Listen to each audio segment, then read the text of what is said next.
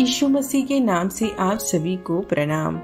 दैनिक एक मिशनरी जीवन में आज हम बात करेंगे वेदनायगम एस अजारिया के बारे में। इनका जन्म 17 अगस्त 1874 में हुआ था। इनका मृत्यु 1 जनवरी 1945 में हुआ था। इनका शहर था तुतीकोरिन। इनका देश था भारत और इन्होंने ईसाई धर्म का प्रचार भारत में किया था।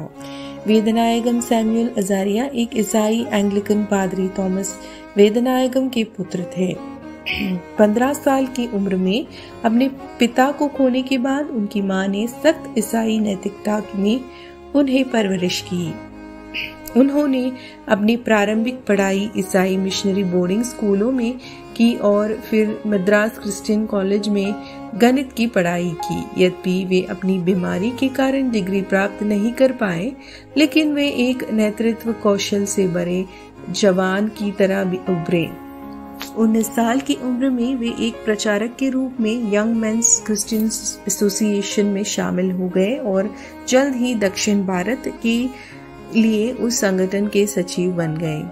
जब अजारिया सेवकाई के लिए श्रीलंका के जाफना गए तो वे वहां के स्वदेशी मिशनरी समाज से बहुत प्रभावित हुए, जिसका नेतृत्व और समर्थन पूरी तरह से स्थानीय तमिल ईसाइयों ने किया। उन्होंने महसूस किया कि भारत में कलीसिया को विकसित होने के लिए और मसीह को आम भारतीयों तक पहुंचाने के लिए पश्चिमी प्रभाव के बजाय स्वदेशी नेतृत्व की जरूरत है। बहुत प्रार्थना के बाद अजारिया ने अपने दोस्त की पॉल के साथ इंडियन मिशनरी सोसाइटी की स्थापना की। उन्होंने भारत के अन्य प्रमुख प्रचारकों के साथ समन्वय किया और न केवल भारत में बल्कि अफगानिस्तान, तिब्बत और नेपाल में भी सुसमाचार प्रचार करने के लिए राष्ट्रीय मिशनरी सोसाइटी की स्थापना की।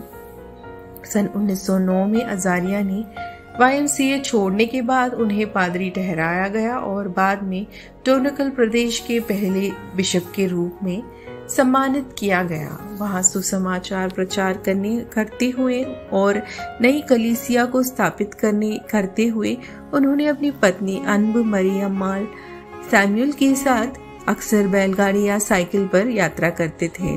उनके उपदेश अक्सर गंदगी, बीमारी, तृण और नशे पर केंद्रित थे, जिसके कारण समाज की मानसिकता में धीरे धीरे बदलाव दिखाई पड़ा। भारतीय समाज के निचले स्तर पर पहुंचने के अजारिया के दूरदृष्टि के परिणामस्वरूप सन 1935 तक 250 भारतीय पादरी और 2000 से अधिक ग्रामीण शिक्षक प्रशिक्षित हुए।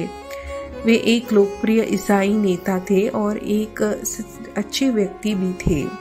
लोग प्रेम से उन्हें तंत्रिगारों के नाम से संबोधित करते थे। प्रिय, आपके समाज में आपकी गवाही और सेवकाई का क्या प्रभाव है? प्रभु मुझे अपने समाज में सामाजिक और आध्यात्मिक परिवर्तन का साधन बनाए। आमीन।